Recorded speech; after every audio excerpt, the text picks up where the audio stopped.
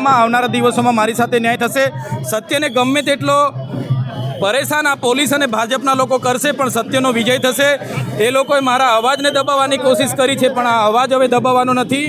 જ્યાં પણ અન્યાય થશે ત્યાં અવાજ ઉઠવાનો છે અને આ સંવિધાને આપેલો અવાજ છે અને આ અવાજ એ લોકોના અવાજ છે એટલે ક્યારે દબાવવાનો નથી। પૂરી તાકાતથી અમે લડીશું। ચૈતરભાઈ હવે કેવી જોશથી કામ કરશે? ચૈતરભાઈ ભૂતકાળમાં જે રીતે સ્કોલરશિપ બાબતે જે રીતના સડકથી લઈને સદન સુધી અમે લડ્યા છે, ટેટ પાસના ઉમેદવારો હોય, ફિક્સ પગાર કર્મચારી હોય, આઉટસોર્સિંગ કર્મચારી હોય, ખેડૂતો હોય, મહિલાઓ હોય, આદિવાસી હોય, બધા માટે ચૈતર વસાવા અવાજ બન્યા છે।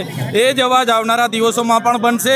મારો અવાજ જે દબાવવાની કોશિશ ભારતીય જનતા પાર્ટી અને પોલીસે કર્યો છે એ ક્યારે દબાવવાનો નથી। પૂરી તાકાતથી અમે લડીશું। અમને પૂરેપૂરો ન્યાય પ્રણાલિકા પર વિશ્વાસ છે। આવનારા દિવસોમાં મારી સાથે ન્યાય થશે। ભ્રષ્ટાચારના વિરોધમાં આપણે કામ કર્યું, એના માટે આપણે હા બિલકુલ, મનરેગાનો મુદ્દો મેં ઉઠાવ્યો।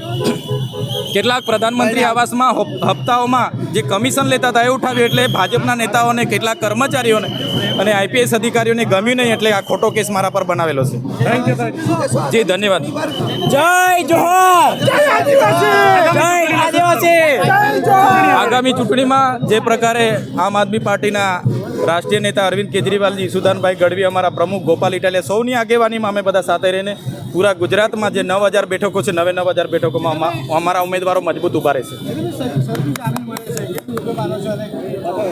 જે પ્રકારે 80 જેટલા દિવસોમાં મને જેલમાં રાખ્યો, મારા વિધાનસભાનો મત વિસ્તાર જે મારો પરિવાર છે એના દુઃખમાં સુખમાં હું ઊભો નથી રહ્યો, એ બદલ મને દુઃખ તો થયું છે।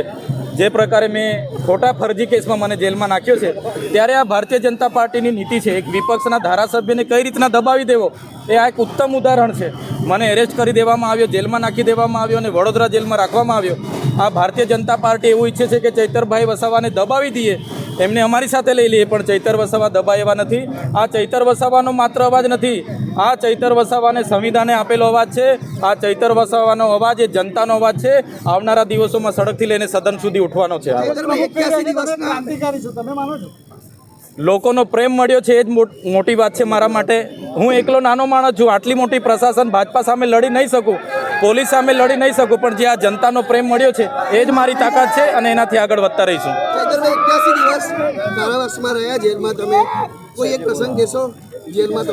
જેલમાં તો જેલના જે નીતિ નિયમ હોય છે, 6:30 વાગે ઉઠવાનું, એનું જેલનું જમવાનું, તો જેલના જમવાના પ્રમાણે, જેલની પથારી, જેલનું નીતિ નિયમ એ પ્રમાણે અમે પૂરેપૂરું પાલન જેલમાં કર્યું છે। ક્યાંય પણ મારા તરફી જેલ પ્રશાસનને તરફથી કોઈ ટકોર કરવી પડે એવું ક્યારે મેં જેલના નિયમોનું પાલન કર્યું છે। જેલનું ભોજન જમ્યો છું, જેલના નીતિ નિયમો મેં પાડ્યા છે। રાજકીય કોઈ મુલાકાત તમને મળવા આવ્યા?